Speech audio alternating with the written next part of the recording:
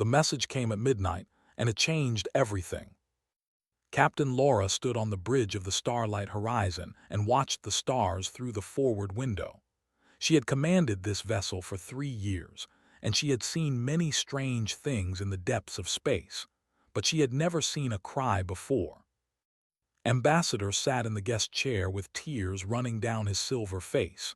His species was known throughout the galaxy for their calm nature and their healing technologies. They had helped cure diseases on 100 worlds. They had never asked anyone for help, until now. 3 worlds, said in a voice that shook with grief. The Void Collective destroyed 3 worlds in 7 days. Billions of lives gone, just gone. Laura walked closer to the ambassador and knelt beside his chair. Her first officer, Daniel, stood near the tactical station and watched with worried eyes. The rest of the bridge crew had been dismissed. This conversation was too important for extra ears. "Tell me everything," Laura said gently. Wiped his eyes with a thin hand. His skin was pale blue, and his eyes were large and dark like pools of ink. He wore the white robes of a diplomat, but they were wrinkled from his long journey. "The Void Collective is a machine intelligence," explained. "It was created by a species that died long before your kind walked upright on Earth. The machines were meant to protect their creators, but something went wrong. The machines decided that organic life was inefficient, dangerous. They began to consume civilizations instead of protecting them." Daniel stepped forward with his arms crossed. He was a tall man with dark hair and sharp features. He had served in the Earth Defense Force for 15 years, and he had fought pirates and raiders across the outer colonies. But this enemy sounded different. "How did they destroy 3 worlds so quickly?" Daniel asked. "They have ships beyond counting," answered. "They have weapons that can crack a planet like an egg. But the worst part is their patience. They waited in the darkness between galaxies for 1,000 years. They watched us grow and build and spread across the stars. And now they have decided that we are ready to be harvested." Laura felt cold fear run through her body, but she did not let it show on her face. A captain had to be strong for her crew. She had to think clearly when others were afraid. "What do your people want from us?" she asked. Looked at her with those deep, dark eyes. "I have studied your species, Captain. I have read your history and watched your wars and listened to your music. Your kind confuses many species in this galaxy. You are capable of terrible violence, but also incredible love. You destroy each other in wars, but you also run into burning buildings to save strangers. You are unpredictable and emotional and sometimes foolish." "That does not sound like a compliment," Daniel said with a small frown. "It is the highest compliment I can give," replied. "The Void Collective is logical. It calculates and predicts and plans. It has conquered 1,000 species because it can anticipate their actions. But your kind does things that make no sense. You sacrifice yourselves for people you have never met. You fight when all logic says you should surrender. You hope when there is no reason for hope." The ambassador stood up from his chair and walked to the window. The stars reflected in his wet eyes like tiny diamonds. "There is a weapon," he continued. "It was built 3,000 years ago by a species called the Architects. They created it to stop the Void Collective, but they were destroyed before they could use it. The weapon is hidden on the twin worlds of and 2 planets that orbit each other in a distant system." "Why has no one retrieved this weapon before?" Laura asked. "Because the twin worlds are deep in territory that the Collective now controls. Any fleet that goes there will face the full strength of the machine armada. My people are healers, Captain. We can cure any disease and mend any wound, but we do not know how to fight. We do not have the ships or the soldiers or the will to make war." Turned back to face Laura. His expression was desperate and hopeful at the same time. "But you do," he said. "Humanity has been fighting since it climbed down from the trees. You have warriors in your blood, and more than that, you have something the machines cannot understand. You have heart." Laura looked at Daniel. Her first officer gave her a small nod. They had served together long enough to communicate without words. They both knew what this meant.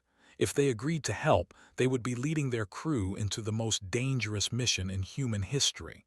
Many of them would die, maybe all of them. But if they refused, the Void Collective would keep spreading across the galaxy. It would consume world after world until nothing was left but machines and silence. My orders are to remain neutral in alien conflicts, Laura said slowly. Earth's Galactic Council does not want us involved in wars that are not our own. His face fell with disappointment. He looked like a man watching his last hope slip away.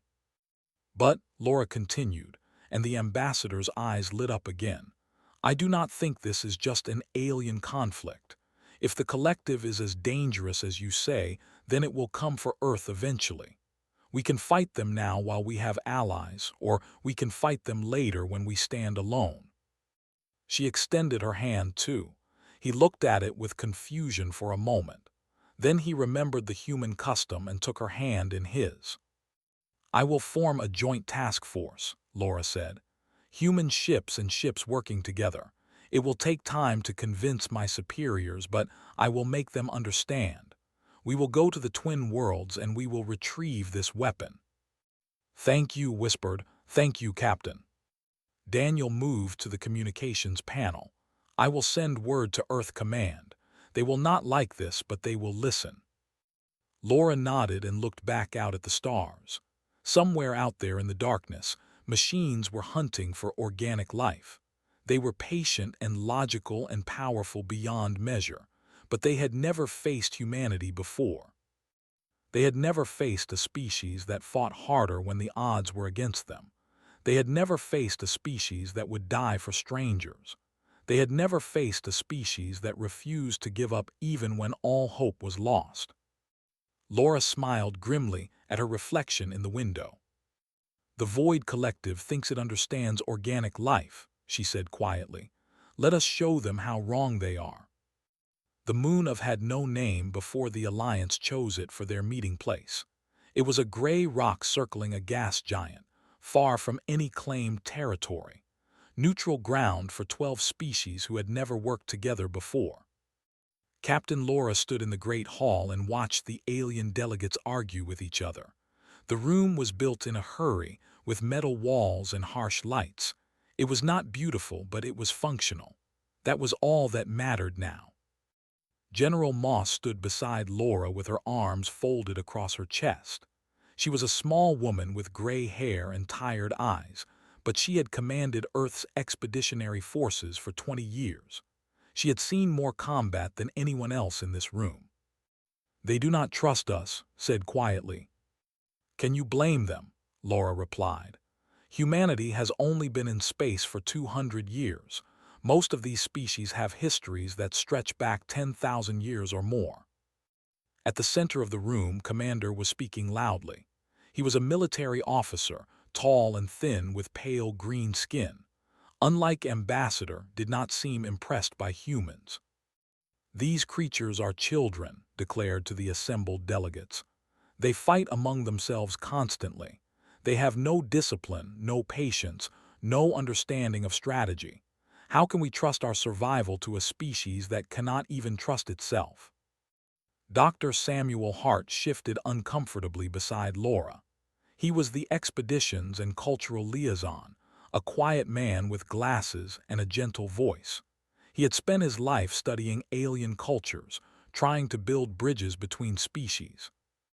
Commander has a point, Samuel admitted. Our history does not look good from an outside perspective. 2 world wars, nuclear weapons, climate disasters. We almost destroyed ourselves before we ever reached the stars. That is exactly why we are the right choice, said firmly. She stepped forward into the center of the room. The alien delegates turned to look at her. Some were tall and elegant like the others were short and covered in thick fur. One species was made entirely of crystal that rang like bells when they moved. Faced them all without fear. Commander is correct, she said. Humanity has a violent history. We have fought terrible wars against each other. We have done shameful things in the name of power and greed and fear." The delegates murmured among themselves. This was not the defense they had expected. "But that is precisely why we understand what is at stake," continued. "We know the cost of war because we have paid it many times. We know what happens when good people do nothing and evil spreads unchecked. We do not fight because we love violence. We fight because we have learned what happens when you refuse to fight." Stepped forward with his chin raised high. "Pretty words, General, but words are easy. How do we know your soldiers will stand firm when the collective attacks? How do we know they will not run and leave our people to die?" Before could answer, the wall of the great hall exploded inward. Metal and stone flew through the air. Delegates screamed and fell to the ground. Through the smoke and fire, Laura saw a shape moving. It was a machine, sleek and deadly, with weapons built into its arms.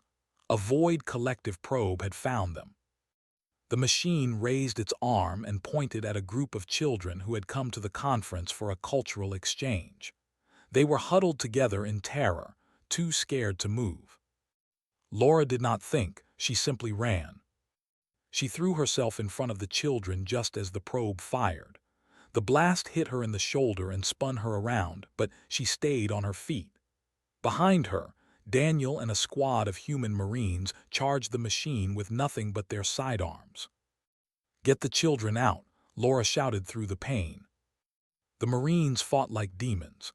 They were outmatched, but they did not care. Private Jenny took a shot to the chest but kept firing until she fell. Sergeant Frank Torres tackled the probe and jammed his knife into its sensor array. Corporal Ben Adams shielded a group of alien delegates with his own body. When it was over, 3 humans were dead and 5 more were wounded. The probe was a smoking wreck on the floor. The children were safe, crying in the arms of their parents but alive. Stood frozen in the middle of the room. He stared at the bodies of the human Marines who had died protecting his people. His face was pale with shock. "They did not even know those children," he said slowly. "They were strangers, aliens. Why would they die for strangers?" Limped over to him. Blood ran down her arm from a cut on her forehead, but her eyes were steady. "Because that is what humans do," she said simply. "We cannot help it. When we see someone in danger, we act. We do not calculate the odds or measure the risks. We just move." Knelt beside the body of Jenny. She was barely 20 years old, with hair and freckles on her cheeks. She had joined the military to pay for her education. She had wanted to be a teacher someday. "She saved my nephew," said with tears in his eyes. She did not hesitate for even a moment. The delegates gathered around the fallen Marines. For a long moment, no one spoke. The crystal beings rang softly like funeral bells. The furred species bowed their heads in respect. Finally, an ancient delegate from a species called the stepped forward. He was small and wrinkled, with eyes that had seen 1,000 years of history. "I move that we form the Alliance of Free Worlds," he said in a voice like dry leaves. "And I move that humanity be given joint command of the military expedition to the Twin Worlds." "Seconded," said quietly. The vote was unanimous. As the delegates filed out to prepare their ships, Laura stood alone beside the bodies of her fallen Marines. Daniel approached her carefully. "You should see a medic," he said. "That shoulder looks bad." Laura shook her head. "Later. Right now I need to write letters to their families. I need to tell them that their children died for something that matters." She looked down at Jenny one last time. "We will make this count," she promised. "We will save this galaxy or die trying. That is the human way." The fleet numbered 60 vessels when it left. Human warships flew beside medical frigates. Cruisers shared formation with crystal ships that sang as they moved through space. It was the largest Allied force ever assembled in the history of the galaxy. Captain Laura stood on the bridge of the starlight horizon and watched the twin worlds grow larger on the screen, encircled each other like dancers, one planet red and dusty, the other blue and covered in ancient oceans. Between them lay the remains of the architect's civilization, ruins floating in the void like forgotten dreams. 12 hours until we reached the orbital zone, Daniel reported from his station. His arm was still bandaged from the attack on, but he refused to leave his post. Beside him, Healer checked a medical scanner. She was young for with silver skin and curious eyes.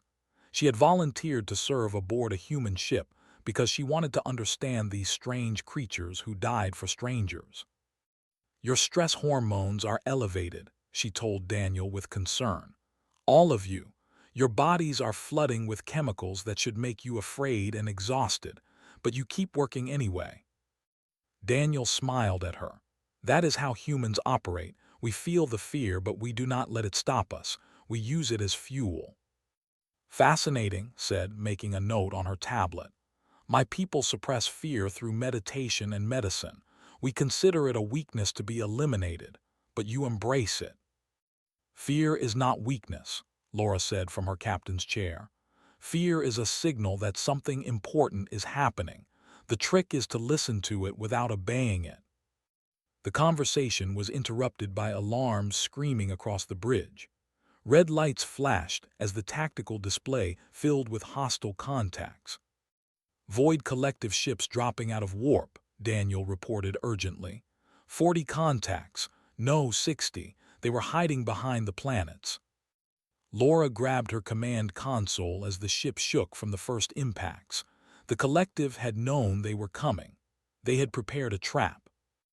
"All ships defensive formation," she ordered through the fleet channel. "Protect the troop carriers at all costs. We need those ground forces to reach." Lieutenant Maya Cole's voice crackled through the speakers from the fighter bay. "Hornet Squadron ready for launch, Captain. Say the word and we will clear you a path." "Cleared for launch, Lieutenant. Give them hell." The fighter bay doors opened, and 30 small craft poured into the void. Maya led them personally, her ship diving straight toward the largest cluster of collective vessels.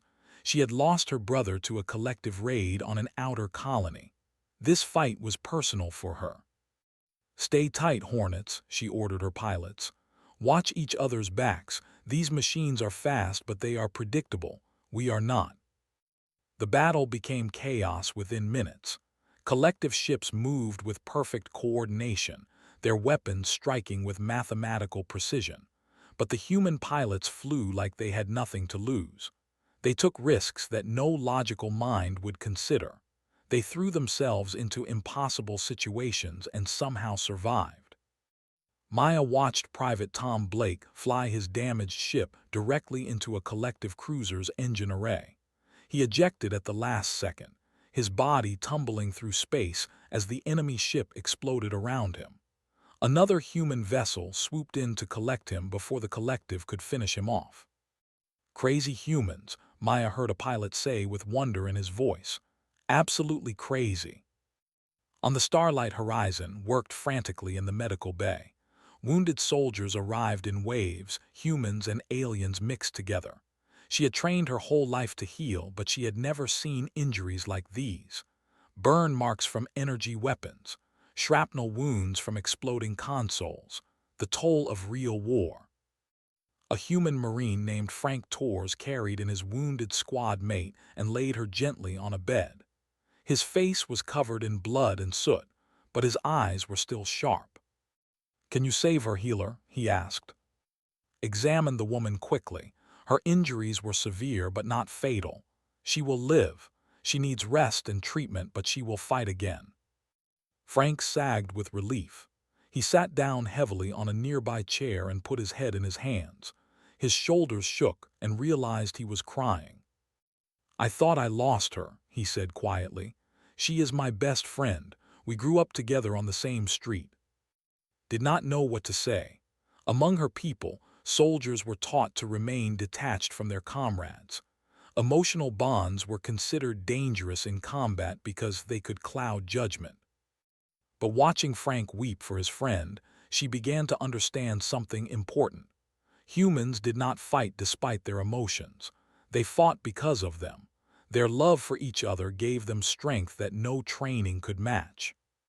She put a gentle hand on Frank's shoulder. "Your friend is safe, and because of your bravery today, many others are safe too." Frank looked up at her with red eyes. "Thank you, healer, for everything." In the space above, the battle turned. The human and allied forces punched through the collective blockade with losses that would have broken any other fleet. 15 ships were destroyed. Hundreds of soldiers died, but the troop carriers reached. Maya Cole landed her battered fighter in the bay with only 4 of her original 30 pilots still flying. She climbed out of the cockpit and removed her helmet. Her hands were shaking, and her face was wet with tears. But when she looked up at the red surface of through the viewport, her expression hardened into determination. "We made it," she said quietly. "The rest is up to the ground forces now." Captain's voice came through the ship's speakers, tired but proud. "All hands, this is the captain. We have broken through. The ground assault will begin in 6 hours. Get some rest. Eat something. Hold your friends close." She paused, and when she spoke again, her voice cracked slightly. "Today we proved that the Void Collective can be hurt. Today we showed the galaxy that machines can bleed. Tomorrow we finish this. For everyone we have lost and everyone who is counting on us." Across the fleet, humans and aliens alike raised their heads a little higher. They had paid a terrible price to reach this point, but they were still standing, and they would not stop until the job was done. The surface of was a graveyard of ancient wonders. Sergeant Frank Torres led his mixed unit through the shattered streets of a city that had died 3,000 years ago. Towers of black stone rose around them like broken fingers reaching for the sky. The wind moaned through empty windows and carried dust that tasted like forgotten dreams. Behind him walked 20 soldiers, human and fighting side by side. They had trained together for only 2 weeks, but they moved like they had known each other for years. War had a way of building bonds quickly. "The activation chamber is beneath that mountain," said, pointing to a massive peak on the horizon. "The architects carved tunnels deep into the rock. The weapon has been waiting there since before your species discovered fire." Frank nodded and signaled his team forward. The ground was uneven and covered with debris from buildings that had collapsed long ago. Every shadow could hide an enemy. Every pile of rubble could conceal a trap. They encountered the first collective ground forces near the edge of the city. The machines were different from the ones in space. These were built for close combat, with bladed arms and sensors that glowed red in the dim light. "Contact front," one of Frank's soldiers shouted. The machines charged with perfect synchronization. They moved faster than any organic creature could match, their metal bodies twisting and dodging with mechanical precision. But Frank's unit did not fight like machines expected. Private Lisa threw herself sideways and fired from an impossible angle that no tactical program would predict. Corporal Jake Miller pretended to retreat, then spun around and caught 2 machines in a crossfire with his partner. Frank himself charged straight at the largest machine and ducked under its swinging blade at the last possible moment. The machines adapted quickly. They learned from every engagement and adjusted their tactics, but the humans kept changing too, doing things that made no logical sense, taking risks that should have gotten them killed. "They cannot predict us," observed with amazement as they pushed deeper into the enemy line. "Their algorithms are based on rational behavior, but humans are not always rational." "That is our secret weapon," Frank grunted as he slammed his rifle into a machine sensor cluster. "We are too stubborn to know when we should lose." The battle through the city took 6 hours. They lost 4 soldiers, 2 human and 2. Each death hit Frank like a punch to the stomach, but he kept moving. There would be time to grieve later. Right now, the mission was all that mattered. They reached the mountain as the sun began to set. The entrance to the architect tunnels was carved with symbols that no living being could read. Beyond the threshold, darkness waited like a hungry mouth. "Stay close," Frank ordered, "and watch your footing. These tunnels are older than some civilizations. They descended into the earth. The air grew cold and thick, pressing against them from all sides. The walls were covered with carvings that showed the history of the architects, their rise and their fall, their desperate attempt to stop the collective. At the bottom of the tunnels, they found the chamber. It was vast, a dome carved from living rock that stretched higher than any building Frank had ever seen.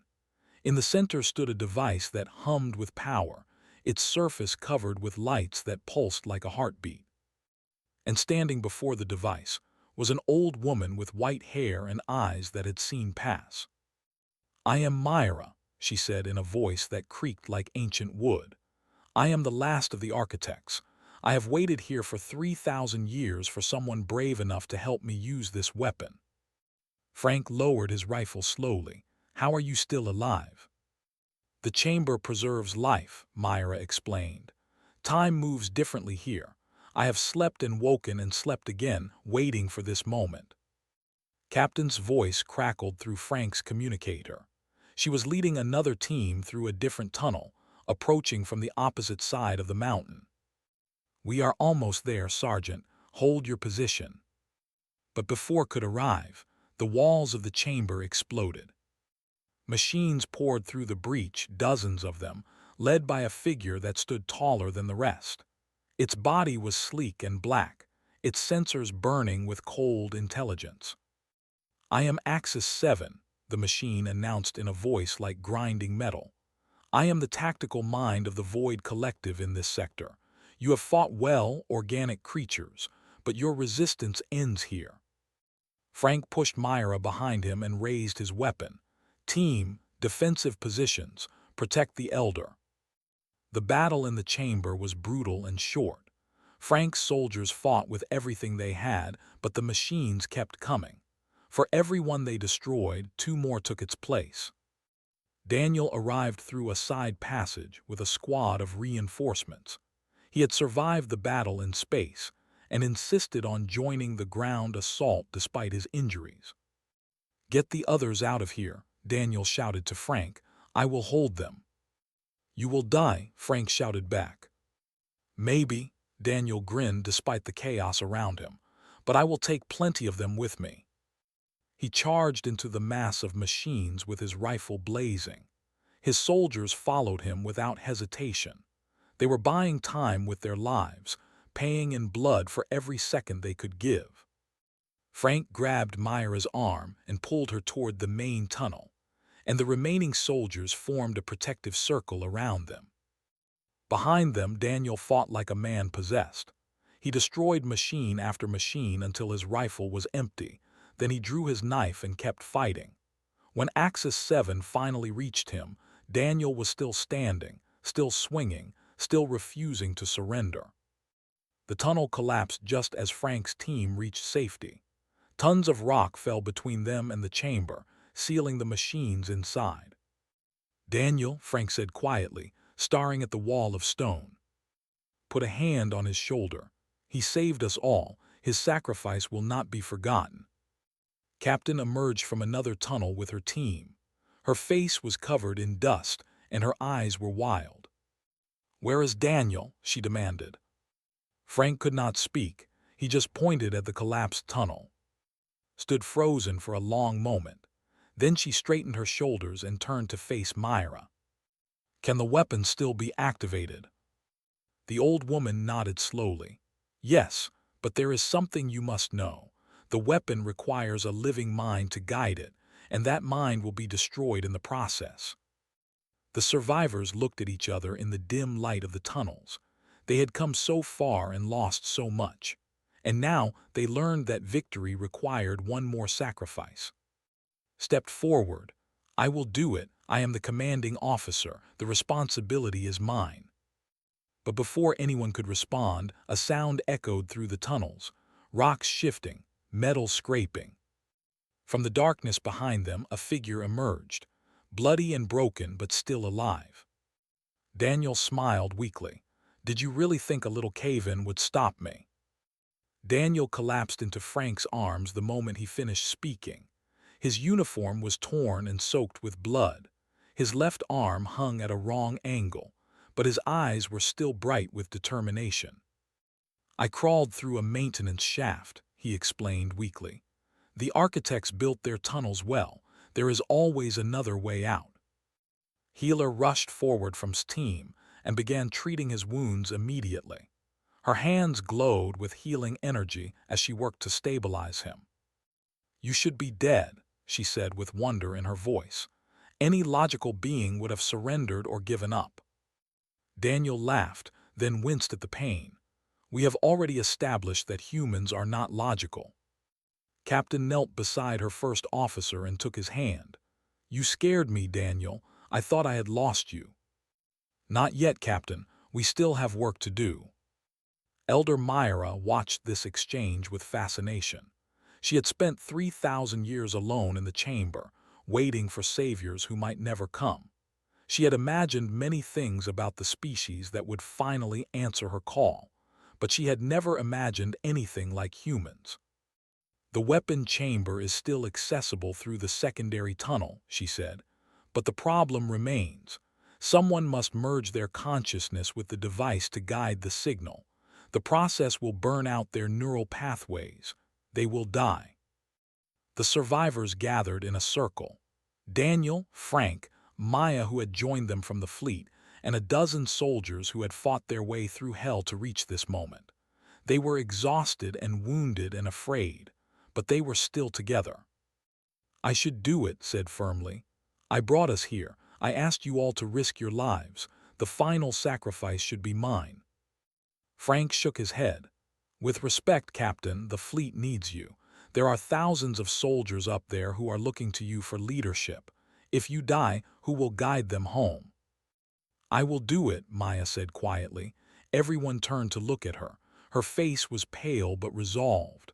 "I lost my brother to the collective. I lost most of my squadron today. I have nothing left except this mission. Let me make sure it succeeds." Daniel pushed himself up despite protests. "No, I was already supposed to die today. The tunnel collapsed on top of me. By all rights, I should be buried under a mountain right now. Every breath I take from this point forward is borrowed time."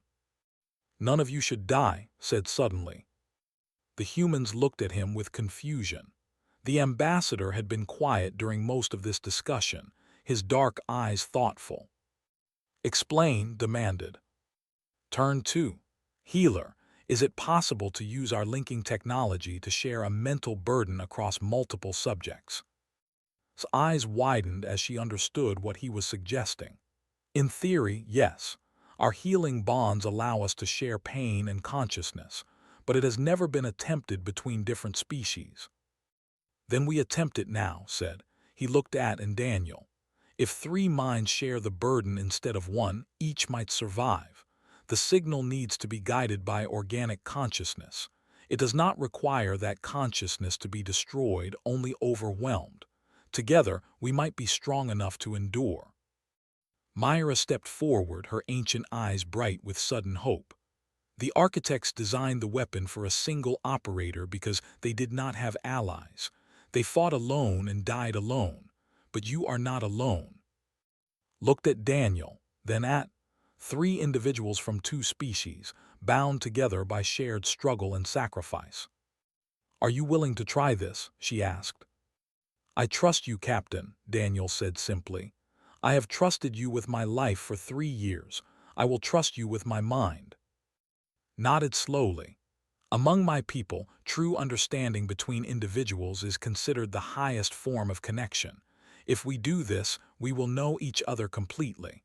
All barriers will fall. All secrets will be revealed." "I have no secrets worth keeping," replied. "Let us save the galaxy." They entered the weapon chamber through the secondary tunnel. The device waited for them at the center, humming with power that had been building for 3,000 years. Myra showed them where to stand. 3 platforms arranged in a triangle around the central column. Cables that connected to headpieces designed for beings long dead. Modified the headpieces with her healing technology, creating links that would bind the 3 minds together. Her hands trembled as she worked, but her voice was steady. When I activate the link, you will become one consciousness, she explained. You will feel what the others feel, think what they think, remember what they remember. The experience will be overwhelming. Focus on your shared purpose. Let that anchor you. Climbed onto her platform and placed the headpiece on her temples. Daniel did the same, swaying slightly from his injuries but refusing to fall. Completed the triangle, his silver face calm despite the fear he surely felt. For the Alliance said. For the people we have lost, Daniel added. For the future, concluded. Activated the link. The experience was beyond anything words could describe. Three minds crashed together like waves in a storm. Felt Daniel's memories flood through her, his childhood on a colony world, his first command, his fear of failing the people who trusted him. She felt perspective, his wonder at the universe, his grief for the worlds the collective had destroyed, his desperate hope that organic life could survive. And they felt her too, her loneliness at the top of command, her doubt about whether she was strong enough, her love for her crew that drove every decision she made. Together, they reached out to the weapon. The device recognized their combined consciousness and roared to life. Energy poured through them, searing and cold at the same time. The signal began to broadcast, spreading outward at the speed of light. Across the galaxy, Void Collective units fell silent. Ships stopped firing. Ground forces froze where they stood. The machine intelligence that had threatened all organic life simply switched off, its core programming by the architect weapon.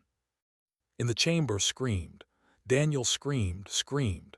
The pain was beyond imagining, fire and ice and emptiness all at once. But they held on, not alone but together. Three minds supporting each other through the darkest moment any of them had ever faced. When it was over, they collapsed on their platforms, rushed forward with her scanners, checking their vital signs. They are alive, she announced with tears streaming down her face. All three of them, they survived. Opened her eyes slowly. The chamber seemed different somehow, brighter, more real. She looked at Daniel and knew instantly what he was feeling without him saying a word. She looked at and understood his culture in a way no outsider ever had. The link had changed them. They would carry pieces of each other for the rest of their lives. Did it work? Daniel asked hoarsely. Myra stood at a console, reading data that scrolled across the screen.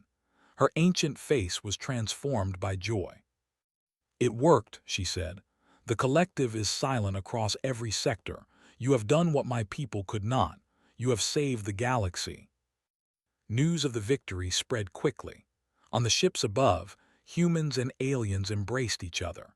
In the tunnels below, soldiers who had fought through impossible odds finally allowed themselves to believe they might go home. The twin worlds became a symbol of what unity could achieve. The Alliance of Free Worlds established a permanent council there, with humans and serving as its founding partners. Other species joined over the following years, drawn by the promise of cooperation instead of conflict. Captain stood on a balcony overlooking the new council hall. Daniel stood beside her on one side, on the other. The sun was setting over, painting the sky in shades of gold and red. What happens now? Daniel asked. Smiled. Now we build something better. We take what we learned here and we create a galaxy where no species has to face the darkness alone. Nodded in agreement. Your people taught us that strength comes from connection, from caring for others even when it makes no logical sense. That is a lesson worth spreading. Behind them, Elder Myra approached slowly. She had been offered a place on the council, a chance to see the new civilization that had risen from the ashes of her old one. I have one final observation, she said. I waited 3,000 years for someone to answer my call. I imagined warriors with perfect discipline and unstoppable technology. Instead, I received humans, emotional, reckless, unpredictable humans. She smiled, and centuries of loneliness seemed to fade from her face. I could not have asked for better saviors. The galaxy was not saved by logic or power. It was saved by the courage to trust each other. That is something the collective could never understand. Looked out at the stars beginning to appear in the darkening sky. Somewhere out there, billions of beings were waking up to a galaxy without fear, a galaxy with hope. "We did not save the galaxy alone," she said quietly. "We did it together. That is the only way it could ever have worked." The three of them stood in silence as night fell over the twin worlds. Behind them, the lights of the council hall began to glow. The first meeting of the new alliance would begin soon. There was so much work to do. But for this one moment, they allowed themselves to simply exist. Three minds that had touched each other in ways most beings would never experience. Three friends who had walked through fire together and emerged on the other side. The future was uncertain. There would be new challenges and new threats, but whatever came, they would face it together. That was the human way.